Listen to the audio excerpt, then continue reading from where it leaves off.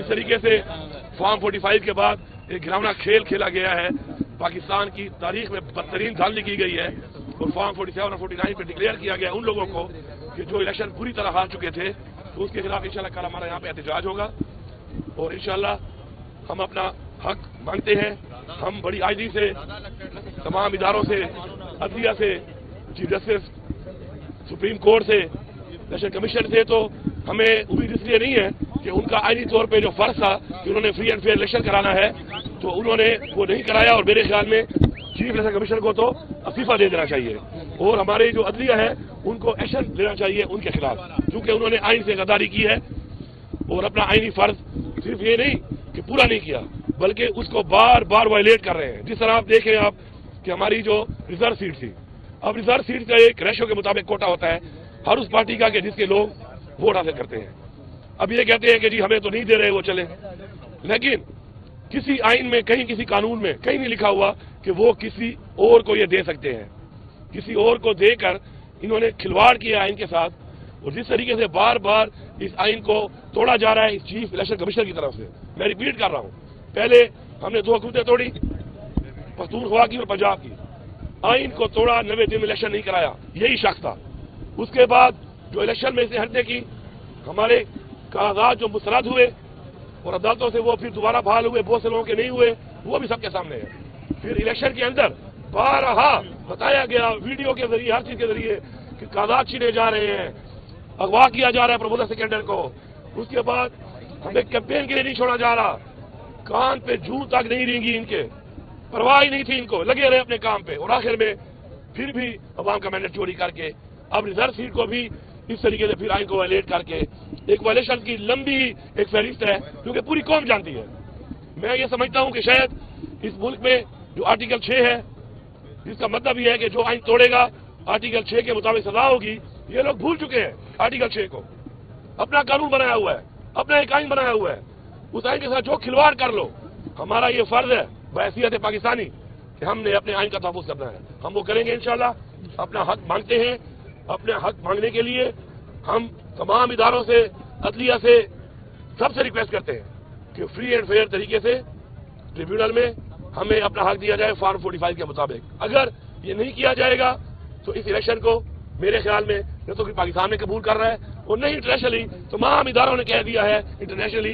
कि ये इलेक्शन ठीक नहीं हुआ। तो ऐसी हुकूमत की क्या क्रेडिबिलिटी होगी? तो इन्होंने वफाक में बना ली, पंजाब में बना ली, बलूचिस्तान में बना ली, सिंध में बना ली और मैं भी चैलेंज करता हूं यहाँ पर कि मेरे पूरे 13 हल्के मेरे बिल्कुल फॉर्म 45 के मुताबिक एक वाज़ेह लीड, बहुत ज्यादा लीड के साथ जीते हुए हैं। बावजूद इसके कि मैं दावा कर रहा हूँ इन्होंने हर हल्के में MPA पे कम से कम 10,000 वोट और MNA पे कम से कम 25,000 वोट जैली पोल इन्होंने करवाए हैं। इन्होंने कापियां दी है, स्टैंप शुदा इन्होंने लोगों को वोट दिए हैं, हमारे मुखालफिन को जिनके साथ ये मिले हुए थे, और ये साबित होगा एक दिन और इंशाल्लाह साबित करेंगे। इसलिए नहीं कि हमें घूमने चाहिए, इसलिए कि हम पाकिस्तान में फ्री एंड फेयर इलेक्शन कराने के हक में थे। हमने इसीलिए EVM के जरिए करारदाद पास की थी कौमी असम्बली में। यही पार्टियां और यही लोग मुखालिफ थे। आज साबित हो गया है कि इसलिए नहीं मान रहे थे EVM मशीन को, इन्होंने धांधली करनी होती है, धांधली के जरिए लोगों को मुसल्लत करना होता है, जो इन्होंने करके दिखा दिया। जी वज़ीर आला साहब, कल ईवान सदर में खबरदारी तो बनी थी वज़ीर आला वहाँ पर शिरकत करनी थी, आप जाएंगे कि? देखिए, मैं तो पहले ये समझता हूँ कि जिन्होंने वोट दिया है उसको, जितना वोट पड़ा है आसिफ जरदारी साहब को, जितना वोट पड़ा है जरदारी को, ये सारा फॉर्म 45 वाला नहीं है, ये वो धांधली वाला फॉर्म 47 और 49 का वोट है। तो मैं तो सदर मानता ही नहीं इस तरह उसको, तो मैं हर बिदारी में जाके क्या मतलब आइन की खिलाफवर्जी करूं? ये तो आइन की खिलाफवर्जी है कि मुझे मेरा ज़मीर जानता है, मेरा दिल जानता है, मैं जानता हूं कि अवाम के मैंडेट से ये जो नुमाइंदे जिन्होंने इनको वोट दिया है वो अवाम के मैंडेट से ही नहीं आए। अब जब कुर्सी पे बैठ जाएगा फिर तो जाहिर बात है हम अपना हक भी मांगते रहेंगे और हमें उसको सदर मानना पड़ेगा,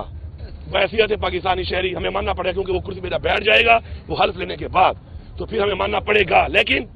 ये ज्यादती है, ये ज्यादती बारहा हो रही है और जो लोग यही जानते इस बात को, दोबारा इमरान खान की वो बात सुन लें। आप अगर एक बात सुन लें इमरान खान की। इमरान खान ने आज से 25 साल पहले भी कहा था, बार बार कहा था कि ये एक ही चीज है, ये नवाज शरीफ, जरदारी, ये PDM वाले सारे एक चीज है और ये इकट्ठे हो जाएंगे जब इनको लगेगा कि इमरान खान आ रहा है। آج بار بار ثابت ہو رہی ہے بات کی ایک ہی چیز ہے یہ انہوں نے بتائیے- باتیں کی ہیں اب تک جس ایک کے خلاف کی ہے کہ لوگوں کو بیوقوف بنایا ہے، انہوں نے مل کے پیسہ کھایا ہے.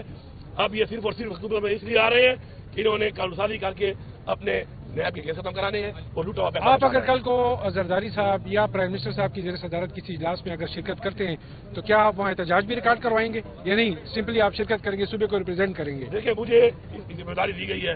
میرا ایک صوبہ ہے، میرے صوبے کی عوام ہے، میرے حقوق ہیں، اس کی ظاہری بات ہے مجھے جانا پڑے گا، بیٹھنا پڑے گا، بات کرنی پڑے گی اور میرا حق مجھے مانگنا پڑے گا اس صوبے کو چلانے کے لیے، صوبے کے لوگوں کے مسائل حل کرنے کے لیے، صوبے کے حقوق کے لیے. ظاہری بات ہے میں ملوں گا بھی، میں بیٹھوں گا بھی، لیکن میں